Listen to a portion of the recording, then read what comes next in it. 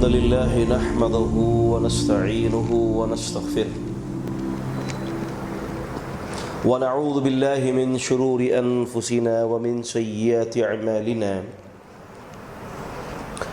من يهده الله فلا مضل له ومن يضلل فلا هادي له وأشهد أن لا إله إلا الله وحده لا شريك له وأشهد أن محمدًا عبده ورسوله أما بعد فإن خير الحديث كتاب الله وخير الهدي هدي محمد صلى الله عليه وسلم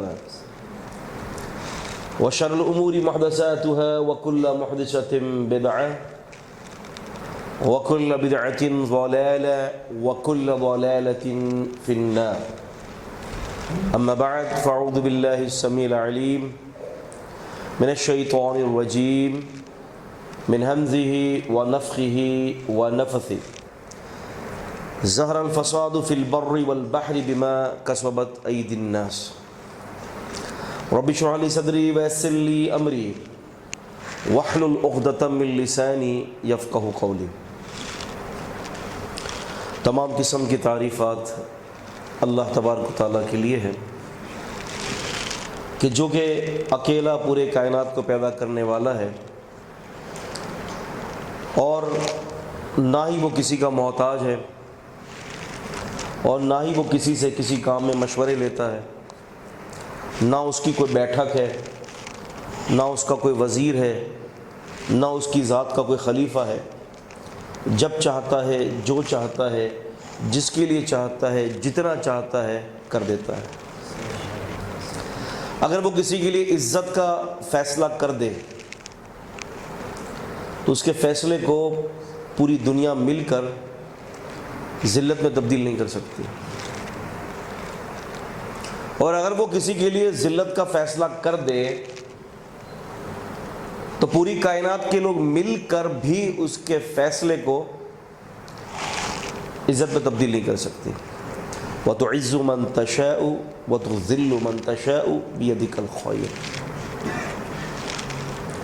اور اگر وہ کسی کو دینا چاہے، اس نے ارادہ کر لیا کہ کسی کو بھلائیاں پہنچانی ہیں، تو جبریل امین علیہ السلام سے لے کر چونٹی تک سب مل جائیں، ساری قوتیں جمع ہو جائیں، اس کے فیصلے کو نہیں میں تبدیل نہیں کر سکتے۔ اور اگر کسی کو نہ دے تو ساری مخلوقات مل کر دے نہیں سکتی اسے کچھ۔ رسول اللہ صلی اللہ علیہ وسلم بعد صلاۃ المفروضہ، فرض نماز کے بعد ایک دعا پڑھا کرتے تھے، اللہم لا مانع لما اعطیت ولا معطی لما منعت ولا ينفع ذا الجد منک الجد۔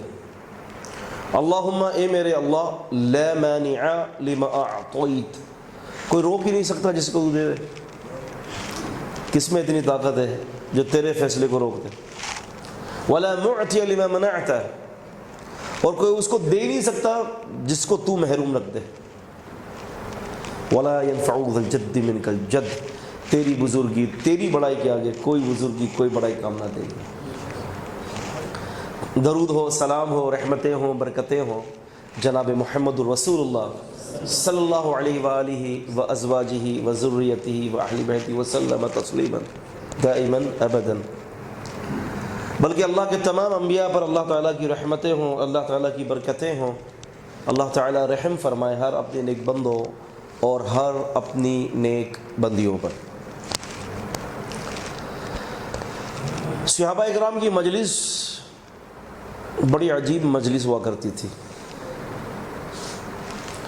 ایک تو ان کا مسئلہ یہ تھا کہ ان کی تربیت کرنے والے ہی شخصیت ہی پوری دنیا کے اندر سب سے اعلیٰ شخصیت تھی، اور پھر ان کے اندر رجحان علم دین حاصل کرنے کا ایسا انہماک تھا، وہ نبی پاک صلی اللہ علیہ وسلم کی باتوں کو اپنا ایسا حرز جان بناتے تھے کہ ان کو پتا تھا کہ یہاں سے زبان سے نکلنے والا کوئی حرف بھی بے معنی نہیں ہوتا۔ کوئی بات رسول اللہ صلی اللہ علیہ وسلم فرما دیں، کسی چیز کا ہاتھوں سے اشارہ کر دیں. کبھی نبی علیہ السلام کسی کے کندھے پر ہاتھ رکھتے تو اس کے کندھے پہ ہاتھ رکھنے کے مفصل معنی الگ ہوتے ہیں. کبھی کسی کے سینے پر ہاتھ رکھ دیا اس کا مطلب کچھ اور ہوتا ہے. کبھی آپ صلی اللہ علیہ وسلم نے اپنی ران مبارک پر ہاتھ مار دیا اس کا معنی کچھ اور ہے. کبھی آپ نے اپنی انگلیوں کے ساتھ انگلیاں ملا دی، محدثین اس کا معنی کچھ اور لیتے ہیں. زبان مبارک سے کوئی بات کہنا یا کوئی عمل کرنا،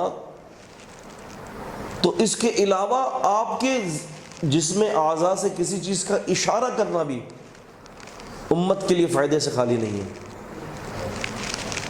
اور صحابہ کرام بڑے غور سے باتیں سنا کرتے تھے، اور انہی کے متبعین الذین یلونہم، ان کا کیا عالم تھا، وہ بھی جب کوئی علم دین سنتے ہیں تو ساری توجہ اس پر ہوتی کہ کوئی استاذ کوئی بات بتا رہا ہو تو اس کو حفظ بھی کرنا ہے اور حفظ کرنے کے بعد امت تک پہنچانا ہے. امام مالک رحمہ اللہ تعالی معطا کا درس دے رہے تھے. معطا امام مالک کو ہزاروں شاگرد موجود تھے. تو آواز آئی کہ مدینے میں ہاتھی آ گیا ہے. کس بات کی آواز لگی؟ مدینے میں ہاتھی آ گیا ہے. سارے طالب علم اٹھ کر ہاتھی دیکھنے کے لیے چلے گئے، لیکن مدینے میں تو ہاتھی تھا ہی نہیں. مدینے میں ہاتھی آ گیا تو اس کا معنی یہ کہ وہ عجوبی چیز ہو گئی. اب سارے طلباء ہاتھی دیکھنے کے لیے چلے گئے. یحییٰ بن یحییٰ رحمہ اللہ وہ ادھر ہی بیٹھے رہے. آپ نے امام مالک رحمہ اللہ نے فرمایا کہ بیٹے سارے تو چلے گئے ہاتھی دیکھ رہے، تم بھی چلے آؤ. تو امام یحییٰ بن یحییٰ نے کہا کہ استاد جی اندلس سے مدینہ ہاتھی دیکھنے کے لیے نہیں آیا، علم دین اور علم حدیث سیکھنے کے لیے آیا ہوں. اور جب اتنی زیادہ تڑپ تھی نا قلب کے اندر، اور اتنی زیادہ رسول اللہ صلی اللہ علیہ وسلم کی حدیث کی تعظیم تھی، تو پھر آسمان سے پھر نوازش بھی، اور اللہ تعالیٰ آسمان سے پھر اپنی رحمتیں بھی پھر ایسے ہی اتارتا ہے. موجودہ دور کے اندر جو معطا امام مالک جو ہمارے ہاتھوں میں نا فی ایدینا، جو ہمارے ہاتھوں میں ہے، وہ معطا امام مالک امام یحییٰ بن یحییٰ سے مروی ہیں، جنہوں نے علم دین پر توجہ دی، علم دین کو عبادت سمجھا. اللہ نے ایسا نوازا کہ قیامت تک کے لیے اس معطا کو ان کے لیے بخشش کا اور صدقہ جاریہ کا ایک ذریعہ بنا دیا. تو دوستو بات یہ ہے کہ گفتگو خصوصاً جب کوئی دین کی بات ہو رہی ہو تو اس کو بندہ ایسے سنے کہ وہ یہ سمجھ لے کہ مجھے ہدایت لے کر اٹھنا ہے. بہت سارے طلباء بھی، بہت سارے لوگ بھی فارمیلٹیز پوری کرتے ہیں کہ یار اب بس بیٹھ گیا تو چلو ٹائم پاس ہو جائے گا. یار ٹائم پاس کرنے کے لیے ہم نہیں آتے، دراصل آخرت کے ٹائم کو اچھا بنانے کے لیے آتے ہیں. دیکھا نہیں آپ نے محدثین عظام رحمہ اللہ کا ایک حدیث روایت کر دی، لقنوا موتاکم. اب یہ حدیث لقنوا موتاکم لا الہ الا اللہ، بھئی یہ لا الہ الا اللہ لقنوا موتاکم کے ساتھ یہ کس صحابی نے روایت کیا ہے؟ لمبے لمبے سفر صرف اس مسئلے کے لیے کہ یہ روایت کس نے کیا ہے. ایک حدیث کے ایک لفظ کے لیے 6 ماہ کا سفر. ہم تو اپنے گھر کو چھوڑ کے ساتھ والی مسجد میں نہیں جاتے. تو یہ عزیزان گرامی، یہ فکر، یہ سوچ، اس چیز کو ڈیولپ کرنا ہے ہم نے. اور جو موضوع جو دیا ہے اسلام اور موجودہ دور کے فتنے، اپنے معنی، اپنے مطالب اور اپنے علم کی وسعت کے اعتبار سے بڑا گہرا موضوع ہے. بہت ساری چیزیں تو ایسے ہیں کہ ہم فتنے 24 گھنٹے اپنے ساتھ لے کر گھومتے ہیں، ولیکن لا ندری، ہمیں پتہ ہی نہیں ہوتا کہ یہ فتنہ ہے. ایسے اعمال کر لیتے ہیں، ایسے کام کر لیتے ہیں کہ جس کی پاداش میں ہم اللہ کے نزدیک ذلت والوں میں لکھ دیے جاتے ہیں، لیکن اس کے باوجود بھی ہمیں پتہ ہی نہیں کہ وہ ہم فتنے میں مبتلا ہیں۔ اسلام نے اول روز سے ہی انسان کے فتنے سے بچنے کا سامان پیدا کر دیا۔ جب اللہ تعالیٰ نے آدم علیہ السلام کو اور حوا علیہ السلام کو اور ملعون ابلیس کو جب اترنے کا حکم دیا، فَقُلْنَا اهْبِطُوا مِنْهَا جَمِيعًا، سارے اترو، سب کو اتار دیا۔ اب اترتے کے ساتھ ہی فوراً اعلان کر دیا فَإِمَّا يَأْتِيَنَّكُم مِّنِّي هُدًى، اب تمہارے پاس میری طرف سے ہدایتیں پہنچیں گی، تمہیں ایک دن بھی بغیر ہدایت کے نہیں رکھوں گا میں، کہ تاکہ تم اللہ کو یہ نہ کہو کہ وہ دن ہمارے لیے بغیر ہدایت کا تھا۔ اللہ تعالیٰ کہہ رہے ہیں کہ تم نیچے اترو، اترتے کے ساتھ ہی میری طرف سے تمہارے لیے ہدایت کا سامان آ جائے گا کہ تمہیں اپنی زندگی کیسے گزارنی ہے، تمہیں تمہارے چال ڈھلن کیسے کرنے ہیں۔ کیوں کہ اگر تم نے شریعت سے ذرا سے بھی منہ موڑ لیا تو تم فتنے میں آ جاؤ گے۔ ہمارے دور کے فتنے تو اتنے سنگین فتنے ہیں کہ اگر ہم ان فتنوں کا تعاقب کریں، تدارک کریں، تو ہمیں یہ یقین ہو جائے گا کہ پوری جتنے بھی اول روز سے آج تک کوئی بھی ایسا بڑا فتنہ نہیں آیا دجال کو چھوڑ کر کہ جو فتنہ آج ہمارے دور کے اندر پیدا ہو رہا ہے، آج پیدا ہو رہا ہے۔ اسی لیے رسول اللہ صلی اللہ علیہ وسلم نے فرمایا تھا، حسن درجے کی حدیث ہے سنن ابی داؤد کی، کہ رسول اللہ صلی اللہ علیہ وسلم فرمایا تھا کہ جو تمسک اختیار کرے گا کتاب اور سنت سے اختلافات کے شدید دور میں، تو آپ نے فرمایا ان کو جو ہے یا 40 کا فرمایا یا 50 کا فرمایا کہ اتنے لوگوں کے برابر ان کو اللہ تعالیٰ اجر عطا فرمائے گا۔ تو ایک صحابی نے کہا کہ یا رسول اللہ صلی اللہ علیہ وسلم، وہ جو لوگ جن کی تعداد آپ بتا رہے ہیں 40 یا 50، وہ ہم صحابہ میں سے ہوں گے یا بعد کے لوگوں میں سے ہوں گے؟ آپ نے فرمایا کہ جو اختلافات کے موقع پر تمسک بالکتاب و سنت قائم کرے گا، شریعت کے اوپر جو ہے وہ چمٹا رہے گا اور اختلاف شدید ہوگا، تو فرمایا کہ اس بندے کو اجر تمہارے لوگوں کے برابر ہوگا، تم صحابہ کے برابر۔ وَإِسْنَادُهُ حَسَنٌ انشاءاللہ۔ تو فتنے کے دور میں رسول اللہ صلی اللہ علیہ وسلم نے فرمایا کہ تمسک اختیار کرنا ہے کتاب و سنت سے۔ موجودہ دور کا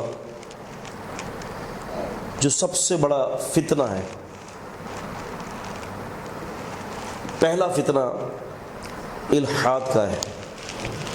کس کا ہے؟ الحاد کا۔ الحاد سے مراد وہ ملحدین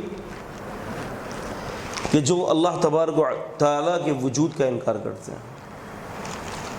اور میں یہ بتاتا چلوں کہ یہ الحاد کا فتنہ کہیں دور سے نہیں آیا، ہمارے قریب سے یہ فتنے آئے ہیں۔ ایک تو آپ یہ دیکھیں کہ ہمارے یہ ہوتا ہے کہ اگر کوئی مولوی صاحب، کوئی شیخ، کوئی عالم، میں آپ کو مقد یوں سمجھ لے کہ ہم بیٹھ کر جو ہے نا ہوم ورک کر رہے ہیں، ٹھیک ہے، تاکہ کچھ باتیں نوٹ کر کے ہم جائیں یہاں سے۔ لیکچرز تو آپ سنتے ہی رہتے ہیں، کچھ ہوم ورک لے کے جانا ہے یہاں سے۔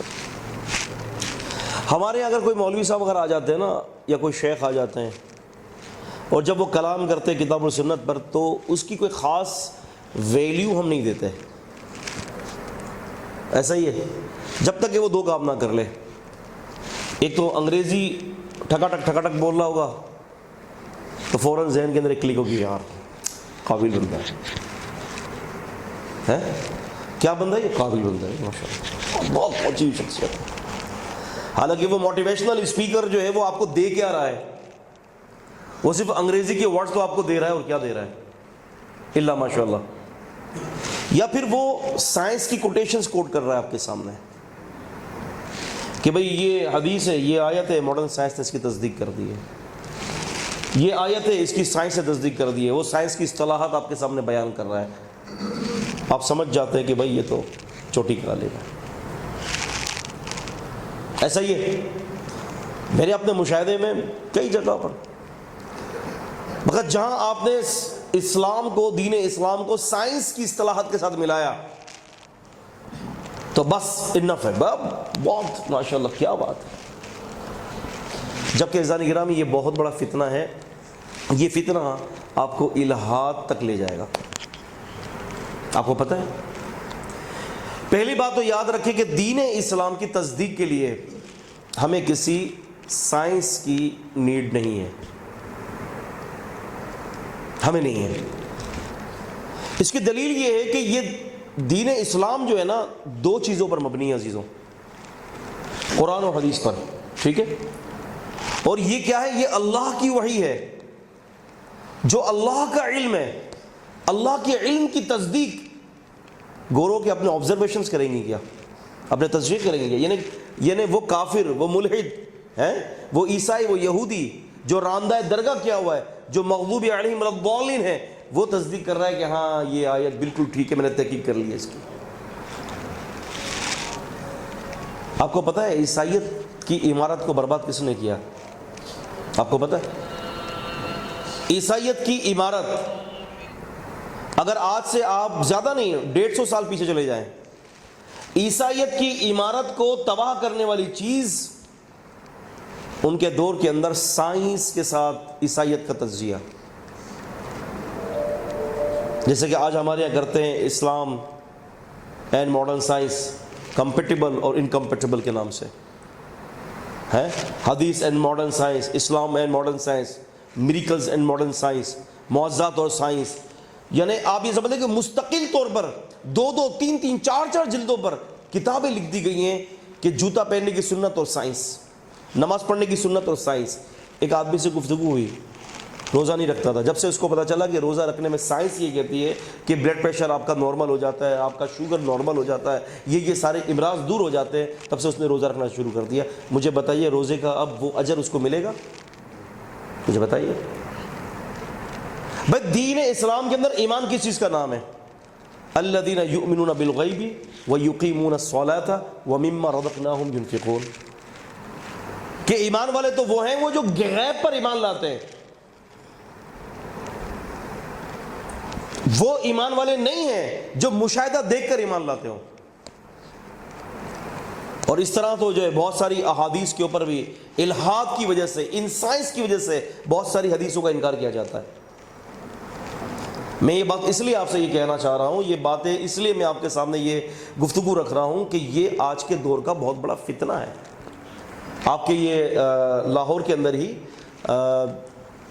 یہ ایک علاقہ ہے بحریہ ٹاؤن، آپ کے لاہور میں، وہاں پر ہے المنتہا اسلامک انسٹیٹیوٹ، وہاں پر ہے ایک بلڈنگ بنی ہوئی ہے المنتہا اسلامک انسٹیٹیوٹ۔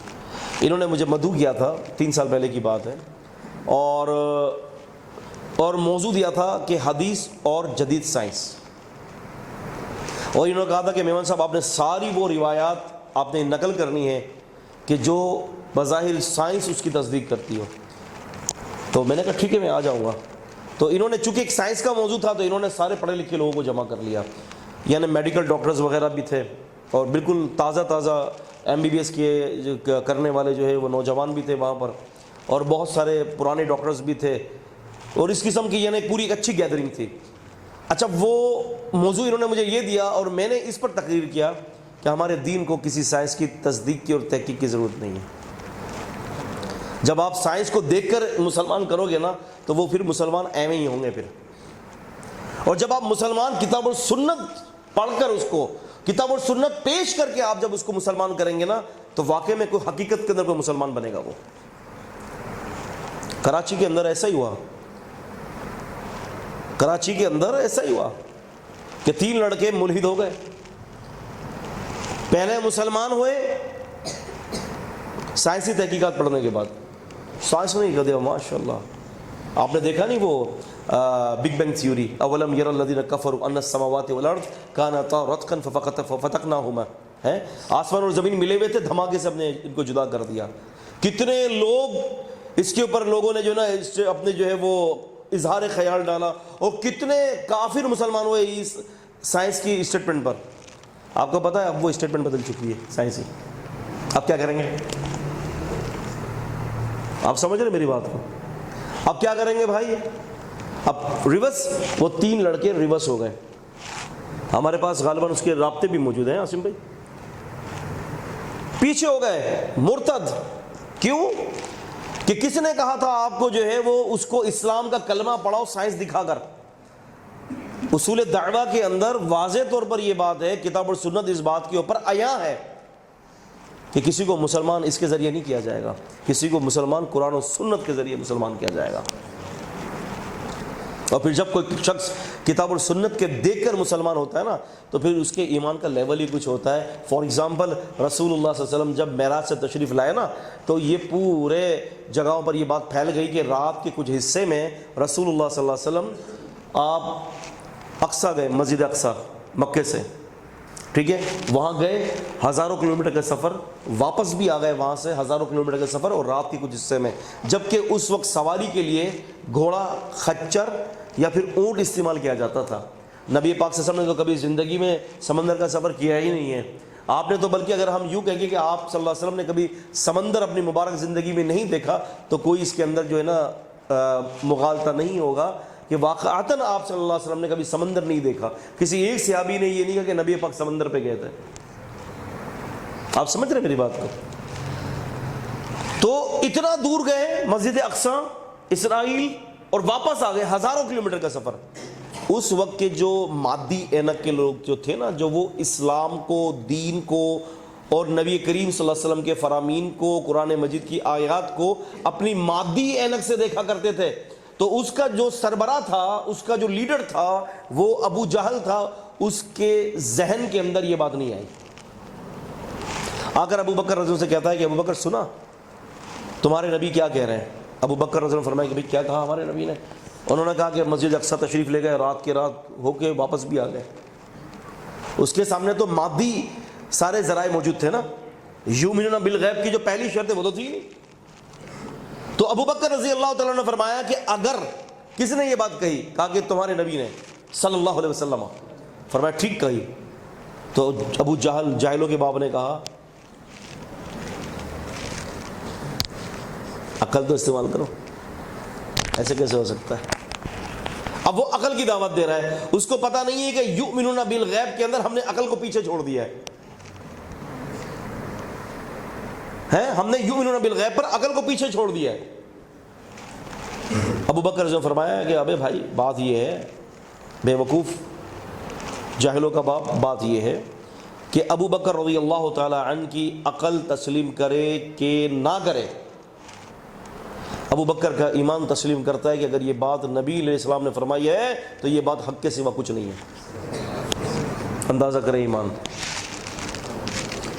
ایمان تو اس چیز کا نام ہے نا۔ اب آپ دیکھیں نا، آپ حدیثی کتابیں کھنگال لیں، حدیث کے اندر سارے اس کے چیپٹرز پڑھ لیں، ایک نہیں، سیاستہ نہیں، تمام معاجم، تمام مسانید پڑھ لیں، کسی ایک صحابی کا سوال آپ یہ نہیں دیکھیں گے کہ اللہ کے رسول نے کوئی ایسی بات کہی ہو جس کا تعلق جو ہے وہ بظاہر جو ہے وہ عقل کے خلاف ہو، تو کسی صحابی نے کہا کہ اللہ کے رسول ایسے کیسے ہو سکتا ہے، یہ تو کوئی بات سمجھ میں آنے والی ہی نہیں ہے۔ بلکہ صحابہ یہ کہتے تھے کہ اللہ کے رسول ایسا عمل بتا دیں جو مجھے جنت میں لے جائے، اللہ کے نبی ایسا عمل بتا دیں جس سے اللہ راضی ہو جائے، اللہ کے نبی ایسا عمل بتا دیں کہ جس کی وجہ سے مجھے آپ کی قرابت مل جائے، اللہ کے رسول ایسا عمل بتا دیں کہ جس سے اللہ مجھ سے راضی ہو جائے۔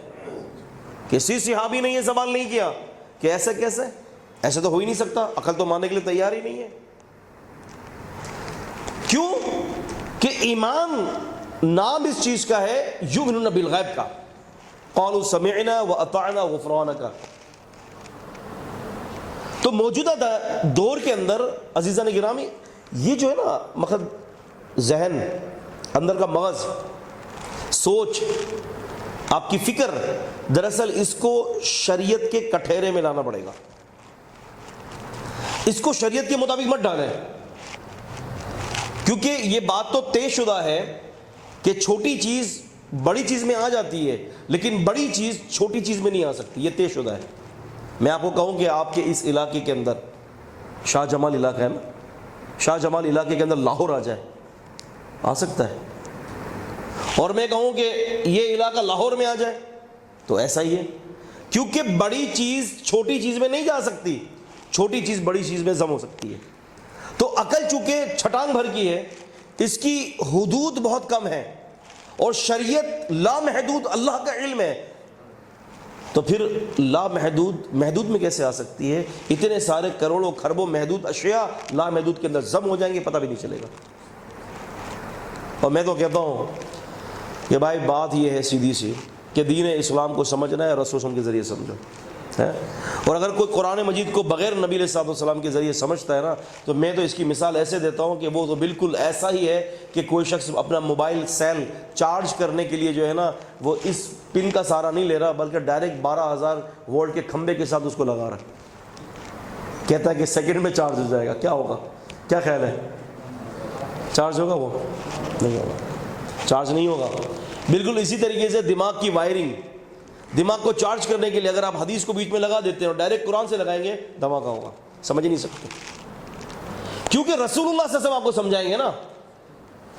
اچھا ایک دفعہ میں آپ کو بڑی مزے کی کہانی سناتا ہوں، بڑی مزے کی کہانی سناتا ہوں، بڑی دلچسپ کہانی ہے۔ ڈاکٹر حمید اللہ رحمہ اللہ 1900 عیسوی کے ایک بڑے ریسرچر اسکالر تھے، اور ان کی ریسرچ جو تھی وہ اسلامک تاریخ اور نبی پاک صلی اللہ علیہ وسلم کے خطوط، نبی کریم صلی اللہ علیہ وسلم کے جو تدوین حدیث کے جو مراحل تھے نا، اسٹیجز، اس کے اوپر ان کی بڑی دسترت تھی۔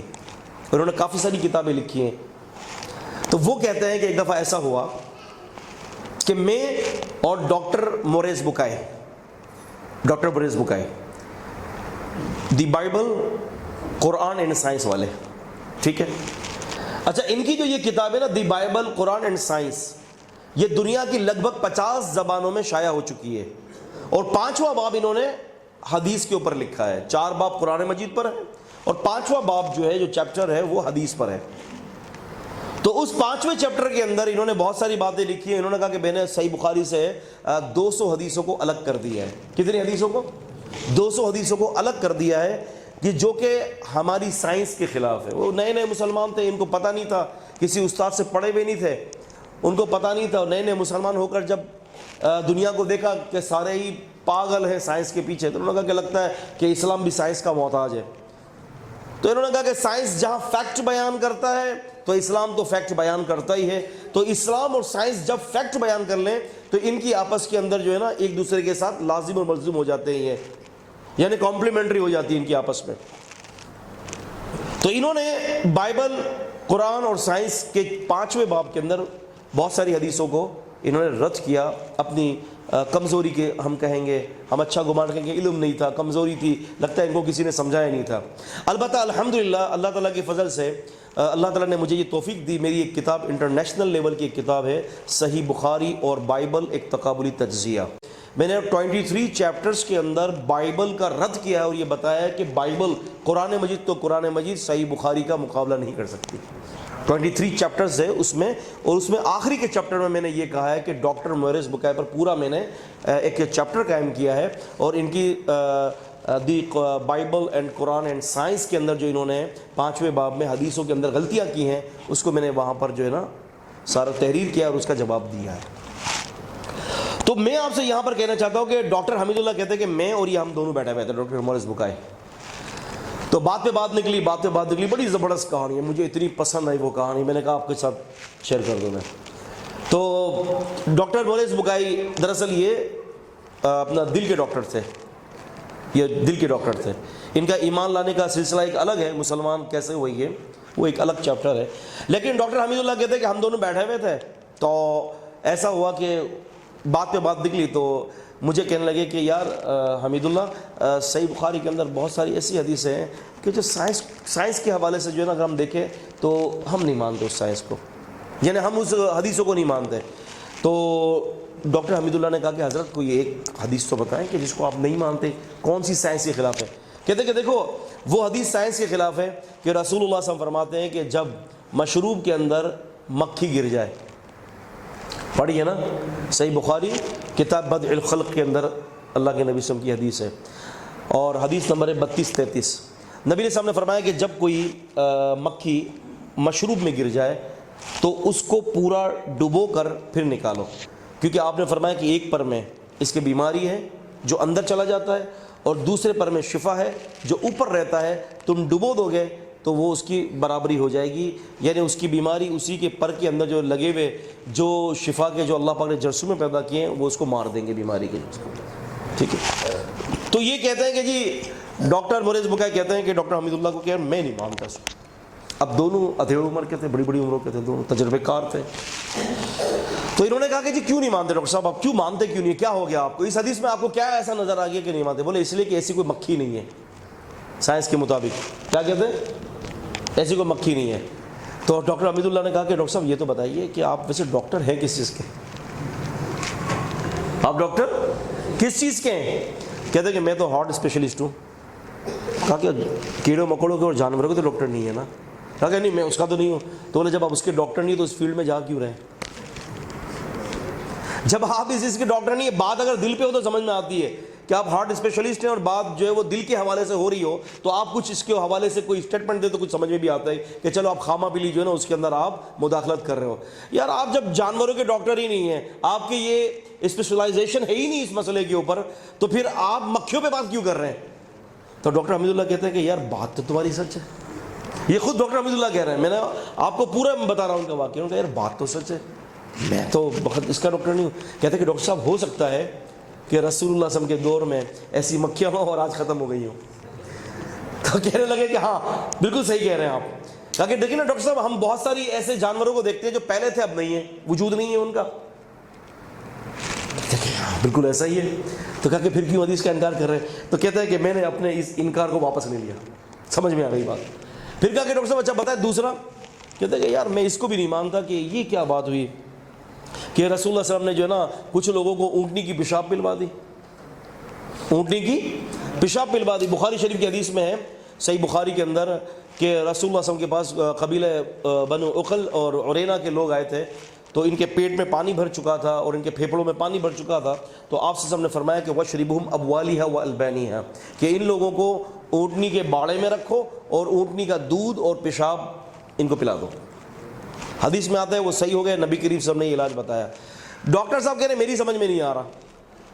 تو ڈاکٹر صاحب کو انہوں نے کہا کہ ڈاکٹر صاحب دیکھیں اس کا مسئلہ بھی آپ کی فیلڈ کے ساتھ نہیں ہے, آپ کو پتہ کیسے چلے گا؟ کہا کہ ہاں یہ بھی ہے, یہ بھی میری فیلڈ نہیں ہے. کہا کہ دیکھیے ڈاکٹر صاحب میں ایک اور بات بتاتا چلوں کہ یہ اس بات کو ذہن میں رکھ لیں کہ انسان کی جو یورین جو ہوتی ہے نا وہ انسان کا ریفیوز ہے, وہ ہم مانتے ہیں, لیکن یورین کے اندر تیزابیت بہت زیادہ ہوتی ہے, ٹھیک ہے. اور ہم جانتے ہیں کہ جسم کے بہت سارے ایسے اعضاء ہیں کہ جہاں تیزابیت کی ضرورت پڑتی ہے اور وہ اعضاء تیزابیت کی وجہ سے صحیح ہو جاتے ہیں. ڈاکٹر صاحب کہتے ہیں کہ ہاں یہ میرے علم میں تو ہے. کہا کہ جب آپ کے علم میں ہے تو پھر اس بات کو بھی سمجھ لیں کہ ہمارے نبی نے جو معقول اللحم جانور ہیں, جو کھانے پینے والے جانور ہیں, ان کے بول و براز کو نبی پاک صلی اللہ علیہ وسلم نے حرام قرار نہیں دیا. پھر اس کے علاوہ میں آپ کو یہ بتاتا چلوں کہ آج آغا خان کے اندر اس کے ذریعے علاج کیا جا رہا ہے. آغا خان ہاسپٹل کے اندر ایک میرے دوست تھے, کافی ٹائم گزر چکا ہے, اور وہ وہاں کے اسپیشلسٹ تھے. تو میری ان سے بات ہوئی تو میں نے ان سے کہا کہ ڈاکٹر صاحب آپ کی اس پر کیا تحقیق ہے, آپ کو جو ہے یہ حدیث کس زاویے سے آپ دیکھتے ہو, کیونکہ میرا ایمان تھا کہ یہ حدیث ہے, میں ان کو سمجھانا چاہتا تھا. تو انہوں نے مجھے جواب دیا کہ ہماری جو یہاں لیبارٹریز وغیرہ جو ہیں, ہم اس کے اندر باقاعدہ اس کے اوپر ہم نے ریسرچ کیا ہے اور ہم نے یہ دیکھا ہے کہ اس کے اندر اس کی شفا موجود ہے, پھیپھڑوں کے پانی بھرنے کی اور پیٹ میں پانی بھرنے کی, جس کو ہم جدید میڈیکل پوائنٹ آف ویو سے جو ہے وہ ایسائٹیز اور پلیورل ایفیوشن کا مرض کا نام دیتے ہیں. تو ڈاکٹر حمید اللہ کہتے ہیں کہ جب میں نے ان کو یہ بات بتایا تو پھر خاموش ہو گئے وہ, اور انہوں نے کہا کہ یہ حدیث بھی میں واپس لے لیتا ہوں, اب اس کے اوپر بھی تان نہیں کروں گا. تو یہ بسا اوقات بہت بڑا فتنہ ہو جاتا ہے عزیزان گرامی, اور الہاد کا فتنہ یہیں سے اٹھتا ہے. پہلے بندہ science science science science science بیچ میں لاتا ہے اور وہ اتنا جانوروں سے بھی بدتر ہو جاتا ہے. ایک ملحد نے ہم سے یہ بات ذکر کی, کہتا ہے کہ اگر میری جو والدہ ہے, اگر میری والدہ اگر میرے ساتھ تعلقات قائم کرنے کے لیے تیار ہو جائے خوشی کے ساتھ, تو میرے لیے اس میں کوئی حرج نہیں ہے. انا للہ و انا الیہ راجعون. کیونکہ تمیز ختم ہو گئی نا, جس نے اللہ کے وجود کا انکار کر دیا اس کے سامنے تمیز ختم ہو گئی. تو دوستو بات یہ ہے کہ الہاد کا فتنہ سائنس کو دین اسلام پر پریورٹی دینے کے بعد, دین اسلام پر فوقیت دینے کے بعد پھر الہاد کا فتنہ اس کے اوپر سے شروع ہوتا ہے. کیونکہ یہ اسٹیپس ہیں, پہلا قدم, دوسرا قدم, تیسرا قدم, چوتھا قدم, پانچواں قدم, پھر آخری میں کیا ہوتا ہے, بندہ ملید ہو جاتا ہے. آپ کی میرے 3 سال پہلے میں جب آپ کی لاہور یونیورسٹی میں لیکچر دینے کے لیے آیا تھا، یہ جو پنجاب آپ کی جو یونیورسٹی ہے، تو وہاں پر اسی موضوع پر میرا پروگرام تھا. تو مجھے لڑکوں نے بتایا، راستے میں ہم جا رہے تھے، وہ کوئی ڈیفینس روڈ ہے، کوئی وہاں پر کوئی کالج بنا ہوا ہے. مجھے کہا کہ میمن صاحب یہاں پر جو ہے نا سارے ملحد تیار ہو رہے ہیں. جی ہاں، سارے ملحد تیار ہو رہے ہیں. اور باقاعدہ یونیورسٹی کے اندر مجھے بتایا 12,000 اسٹوڈنٹس ہیں. انہوں نے کہا کہ میمن صاحب دیکھیں، یہ وہ جو وہاں جو آپ کو نظر آ رہے ہیں یہ اسٹوڈنٹس جو ہے وہ اللہ تعالیٰ کے وجود کو نہیں مانتے. کیونکہ یہ موجودہ دور کے اندر ہم یہ کہتے ہیں، ہم اپنے بچے کو سب سے پہلے بڑی اسکول میں بٹھانا چاہتے ہیں، کیمبرج اسکول کے اندر بٹھانا چاہتے ہیں، ہم جو ہے وہ سنٹ جوزف اسکول کے اندر بٹھانا چاہتے ہیں. کہتے ہیں کہ اس لیے کہ بچے کی فاؤنڈیشن مضبوط ہو جائے. اللہ تعالیٰ جانتے ہیں اس بات کو واللہ کہ بچے کی فاؤنڈیشن جو ہے وہ سنٹ جوزف اسکول سے نہیں بنے گی. بچے کی فاؤنڈیشن سب سے پہلے گھر کے اندر جو ہے وہ قرآن اور حدیث کے ذریعے بنائے. ایک دفعہ ایک آدمی آیا، ہم کراچی کے اندر ڈیفینس کے علاقے میں ہم لوگ وہاں اعتکاف میں تھے، تو 3 سال کا بچہ وہ آیا، کہنے لگا کہ شیخ صاحب میں اس کو امریکہ بھیج رہا ہوں. میں نے کہا خیریت؟ کہنے لگا شیخ صاحب اس کو اعلیٰ تعلیم دینے کے لیے. میں نے کہا اس کو تم اعلیٰ تعلیم دینے کے لیے امریکہ بھیج رہے ہو؟ تو میں نے کہا ہمارے یہاں اعلیٰ تعلیم نہیں ہے. بولا کہاں ہے ہمارے یہاں؟ میں نے کہا میں تمہیں بتاتا ہوں کہ اعلیٰ تعلیم کس چیز کا نام ہے. مسجد کے اندر لے گیا، قرآن کھولا، میں نے کہا اللہ کی قسم اس سے اعلیٰ تعلیم دنیا میں کہیں نہیں ہے. اور میں نے کہا یہ چیز تم اپنے گھر کے اندر بھی اپنے اولادوں کو دے سکتے ہو. یہ چھوٹے چھوٹے بچوں کو یہ بہت بڑا فتنہ ہے. موجودہ دور کا اسکولنگ سسٹم کا بہت بڑا فتنہ ہے، کالجز اور یونیورسٹیز کا بہت بڑا فتنہ ہے. میں انکار نہیں کرتا کہ آپ مت بھیجیں، واللہ میرا یہ کہنے کا مقصد نہیں ہے. میں کہتا ہوں سب سے پہلے پیرنٹس اپنے اولادوں کی عقیدے کی بنیاد اپنے گھر میں بنائیں. بنا تو بچے گئے. پھر ایک دوست میرے پاس آیا، کہنے کہ شیخ صاحب میری جو سسٹر ہے وہ 14 سال کی ہے، ملحد ہو چکی ہے ناظم آباد سے. میں نے کہا 14 سال کی ملحد؟ کہا کہ ہاں، اللہ تعالیٰ کے بارے میں عجیب عجیب سوال کرتی ہے یہ. اور ہم جناب علی کہتے کہ نہیں بچہ اسٹڈی میں مصروف ہے. بچے کو اعلیٰ تعلیم کے لیے کینیڈا بھیج دیا، اعلیٰ تعلیم کے لیے امریکہ بھیج دیا. آپ کو کیا پتا کہ ان کا سارا جو ہے وہ توجہ اس بات پر ہے کہ مسلمانوں کو یہ یہودی تو نہیں بنائیں گے. یہ تو بات فیکٹ ہے، آپ کو اور مجھے یہودی نہیں بنائیں گے یہ ہمارے بچوں کو، لیکن مسلمانوں کو مسلمان بھی نہیں رہنے دیں گے. عقائد خراب کر دیں گے، قرآن و حدیث سے بہکا دیں گے، نفرت دلائیں گے، نفرت کتاب اور سنت سے. اور یہی ان کی اعلیٰ تعلیم ہے کہ دین اسلام سے بچوں کو جو ہے وہ گمراہ کر دیا جائے. ان کے اعلیٰ تعلیم کا اصل میں نام ہی یہی ہے، اور ہم نے کچھ اور سمجھا ہوا ہے. ہمارے گھر کا بہت بڑا قصور ہے، ایک بہت بڑا فتنہ یہ ہے کہ ماں باپ جو اولاد کو جو تربیت دے رہے ہیں نا، دراصل ماں باپ خود اس تربیت کے مخالف ہیں. یہ بہت بڑا فتنہ ہے. ایک تو ہمارے یہاں شوہر اور بیوی کے درمیان انڈرسٹینڈنگ قائم نہیں ہوتی، لڑتے رہتے.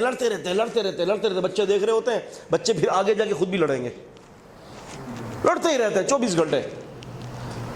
بچے آپ کی مجلس میں آ گئے، آپ نے بچوں کے ساتھ ایسا بیہیو کیا، آپ نے ڈانٹ کے بھگا دیا اپنی مجلس سے. کیوں بھگا رہے ہو؟ بٹھاؤ. نبی پاک صلی اللہ علیہ وسلم چھوٹے صحابہ کرام کو بٹھایا کرتے تھے تاکہ وہ دین سیکھیں. خاص بات کرنی ہے اس لیے بھیج دیا، تو ضرور تمہاری کوئی خاص بات جو ہے نا وہ دین اسلام سے ہٹ کرو گی تبھی تم نے ان کو بھگایا ہے، ورنہ دین کے اندر تو کوئی ایسی بات نہیں ہے کہ بچوں کو اٹھا کر باہر بھیج دو. ساری باتیں سب کے لیے ہے بھائی. اور پھر کیا ہوتا ہے، کتنی بڑی خرابی ہے. دیکھیں نا معاشرے کا موجودہ دور کا فتنہ ہمارے لیے کتنا بڑا ہے. یہ اولاد کی صحیح تربیت اور صحیح نہج اور صحیح ڈگر پر نہ ہونا. ابو جی سو رہے ہیں، باہر سے کوئی آیا، ابو جی آپ کو باہر بلا رہے ہیں، بیٹے بول دو ابو نہیں ہے گھر پہ. اب کیا ہے، اور ابو کیا کہہ رہے ہیں، دیکھو بیٹا کبھی بھی جھوٹ نہیں بولنا، کبھی بھی جھوٹ نہیں بولنا، کچھ بھی ہو جائے جھوٹ نہیں بولنا. یاد رکھیں اس وقت یہ آپ کے قول سے زیادہ آپ کے فعل کو ترجیح دے گا یہ بچہ، کہ باپ کا فعل اور قول میں دونوں میں آپس میں جو ہے نا زبردست قسم کا تعارض ہے. تو ہم اپنے فتنوں کو نہیں جانتے کہ کتنا بڑا فتنہ ہے. اپنے گھروں کے اندر اٹھ پٹان کتابوں کا مجموعہ جمع کرنا یہ بھی ایک بہت بڑا فتنہ ہے. شاید آپ سے کسی نے یہ بات نہ کی ہو. شعاع ڈائجسٹ، خواتین بھی غالباً ہے نا، سن رہی ہے نا، شعاع ڈائجسٹ، کرن ڈائجسٹ ہیں، اور سسپینڈ ڈائجسٹ ہے نا، پاکیزہ، ساری بھری ہوئی ہیں، پڑھتی ہیں شوق سے دل لگا کر، جتنا کلام اللہ دل لگا کے کوئی نہیں پڑھتا اتنا وہ پڑھتی ہیں. میں خود اس کا آبزرور ہوں سر، میں خود اس معاشرے میں رہتا ہوں، ہر چیز کو بڑے غور سے دیکھتا ہوں میں، اللہ تعالیٰ کی دی ہوئی توفیق سے. پوری رات ڈائجسٹ چل رہی ہے، ہاتھ نہیں دکھتا. اور جب آپ یہ کہہ دیں کہ بھائی تمہیں تفسیر پڑھنے کے لیے جانا ہے، تمہیں دین پڑھنے کے لیے جانا ہے، مرض بھی شروع ہو جاتا ہے، ہاتھوں میں درد بھی شروع ہو جاتا ہے. یہ دراصل ان کتابوں کا فتنہ ہے جو کتابیں ادھر ادھر کی ہم پڑھتے ہیں، وہ صحیح کتابوں کی طرف آنے نہیں دیتے. اور پھر میڈیا کا فتنہ تو پھر کسی سے مخفی نہیں ہے نا، کتنا زبردست فتنہ ہے میڈیا کا. ہم ابھی اسمارٹ فون پر بات نہیں کر رہے، ہم ان میڈیا کی بات کر رہے ہیں جو ٹیلی ویژن کی صورت میں ہمارے گھروں کے اندر انٹر ہو چکا ہے. عورتوں کے لیے الگ چینلز ہیں، عورتوں کے لیے اسٹار پلس، اسٹار موویز ہے، سونی انٹرٹینمنٹ. یہ میں بات اس لیے کر رہا ہوں کہ میرا کچھ تعلق ہے میڈیا سے، میں جانتا ہوں میڈیا کو. یہ چینلز باقاعدہ اس لیے بنائے گئے ہیں کہ عورتوں کی جو اسلامی جو بساط ہے نا اس کو پھاڑ دیا جائے. آپ دیکھیں نا کتنی نفرت ان ڈراموں نے دلائی دی ہے سوکن کے نام پر. سوکن ایک گالی بن چکی ہے ہمارے معاشرے میں، جبکہ بظاہر یہ مسلمانوں کا معاشرہ ہے. ایک صاحب ایک جگہ پر میں نے تقریر کی تھی، ایک بیوی کی موجودگی میں دوسری بیوی کا ہونا، یعنی ایک آدمی ایک نکاح کی موجودگی میں دوسرا نکاح کرے گا تو کیا وہ رحمت ہے یا عذاب ہے؟ آپ یقین مانے جب باہر نکلا تو چٹ آ گئی میرے پاس، آئندہ نہیں اس پر بات کرنا. ہاتھ پھیلا پھیلا کے بدوائیں دیتی ہیں. بہت سارے لوگ تو کہتے ہیں کہ ایک گھر میں گیا، شیخ صاحب بالکل بات مت کیجیے گا، پلیز شیخ صاحب بالکل مت کیجیے گا. دیواروں کے بھی کان ہیں، اتنا ڈرا دیا گیا ہے کیونکہ ان کو باقاعدہ ایجوکیٹ کیا گیا ہے، ذہن سازی کی گئی ہے ان چینلز کے ذریعے.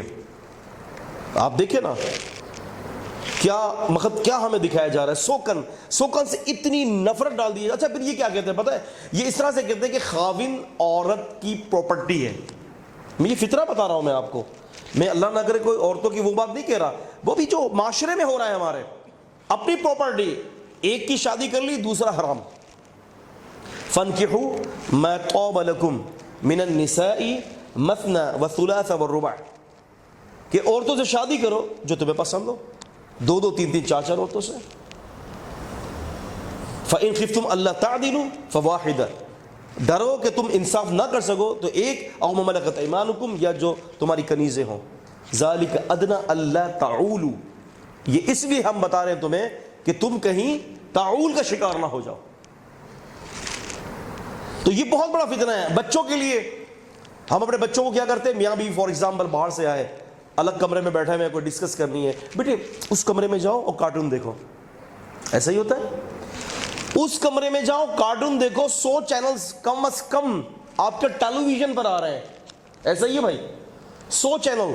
اب بچے کو کارٹون نیٹ ورک لگانا ہے یا کوئی اور کارٹون کا تو وہ گھمائے گا ایک چینل.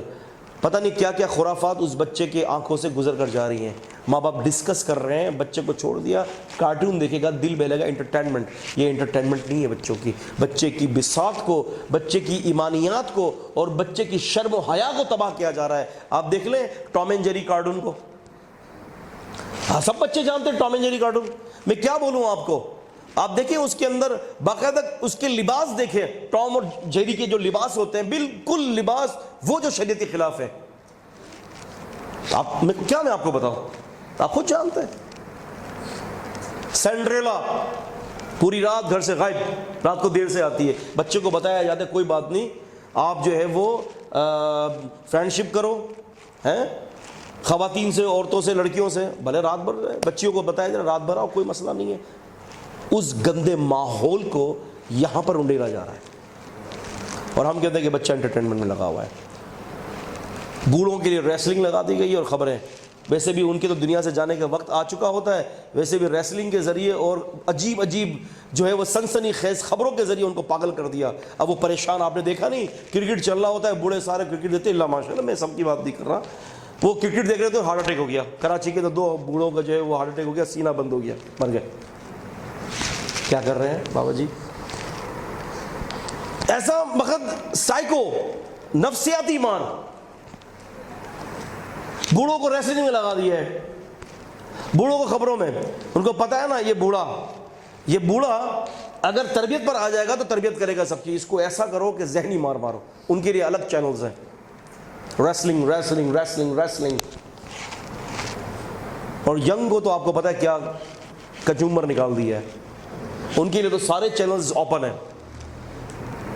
ایک وقت تھا کہ ڈش اینٹینا ایک وقت تھا کہ ہزاروں روپے میں ملتا تھا. آج تو گھر جائیں آپ مارکیٹ کے اندر اور 2000 روپے کا توا اٹھا کر لے آئیں. جو چینلز آپ نے لگا رہے ہیں ادھر موو کریں اور آپ دیکھیں. یہ تباہ کاری ہیں عزیزوں، تباہ کاری ہیں. یہ ہمارے ایمان کو برباد کرنے والی تباہ کاریاں ہیں. پھر پرنٹ میڈیا نے بھی کمال کا غضب ڈھا دیا. پرنٹ میڈیا نے رنگا رنگ کتابیں انکار حدیث پر کتابیں ہمارے گھروں تک پہنچ جاتی ہیں. میں اس کے ایڈریس نہیں بتاؤں گا تاکہ پھر یہ کہ آپ سب کو پتہ چل جائے گا، اس کو میں نے مشہور نہیں کرنا. میں بس اتنا بتانا چاہتا ہوں کہ 40 جلدوں پر رنگا رنگ کتابیں پورے پاکستان کے اندر کروڑوں روپے کی تعداد کے اندر کراچی سے تقسیم کی گئی ہیں، ساری انکار حدیث پر. اسی میں ایک کتاب تھی اسلام کے مجرم، جس کا جواب اللہ تعالیٰ نے میرے ذریعے دلوایا. اسلام کے مجرم کون؟ ہو از کریمنل آف اسلام. یہ کتاب میرے خیال سے 1-2 ہی نسخہ ہوگا، ابھی ایک بھی نہیں ہے، ختم. ہم لائے تھے کافی ساری کتابیں، بکس اپنی کافی ساری چیزوں پر، کہ ہم نے کہا کہ چلے آخری میں یہاں لگیں گے، لیکن الحمدللہ پیچھے ہی جو پروگرامس ہیں وہ ساری کتابیں لوگ اللہ پاک کے حکم سے لوگ لے گئے. تو کہنے سے مراد یہ ہے کہ ایک یہ فتنہ ہے. تو یہ سارے عزیز دوستوں یہ سارے فتنے ہیں. اور پھر موبائل سیل کا فتنہ تو آپ کو پتہ ہے کتنا بڑا یہ فتنہ ہے.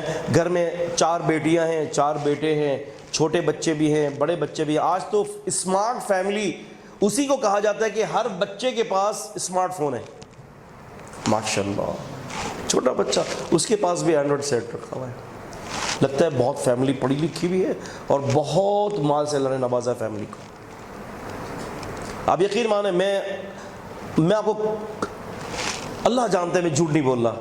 کراچی کے اندر ہمارا ایک علاقہ ہے، اس علاقہ میں اس طرف اکثر جانا ہوتا ہے. ملا کریم بخش کے نام سے ایک علاقہ ہے. اب یقین مانیں اس علاقے کے اندر جھگیاں بنی ہوئی ہیں دوستوں.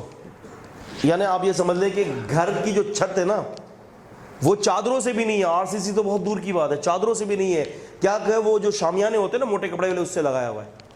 لیکن یقین مانیں جب آپ گھر کے اندر دیکھیں گے نا تو صحن کے اندر توے رکھے ہوئے، ڈش اینٹینا، ٹیلی ویژن، کلر ٹیلی ویژن، بڑے بڑے LED گھر میں لگی ہوئی ہیں، جبکہ گھر کے اندر چھت تک نہیں ہے. کیسی تباہی اور بربادی کا دور ہے. تو دوستو ان چیزوں سے بچنا ہے.